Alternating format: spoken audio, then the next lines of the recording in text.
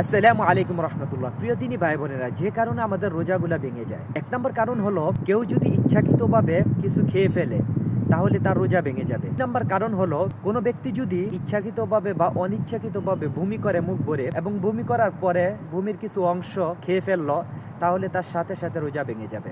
তিন নম্বর কারণ হলো কেউ যদি তার শরীরে কোনো কিছু পুশ করে, যেমন নাক দিয়ে, কান দিয়ে, মুখ দিয়ে বা ওষুধ জাতীয় কোনো কিছু শরীরে পুশ করে তাহলে তার রোজা ভেঙে যাবে। তো 4 নম্বর কারণ হলো রোজা অবস্থায় যদি কোনো ব্যক্তি সহবাস করে তাহলে তার রোজা ভেঙে যাবে। 5 নম্বর কারণ হলো কোনো ব্যক্তি অনিচ্ছাকৃতভাবে কিছু খেয়ে ফেললো এবং এটা মনে করলো যে আমার রোজা তো ভেঙেই গেছে, আমি খেতে থাকি, তাহলে তার রোজা ভেঙে যাবে।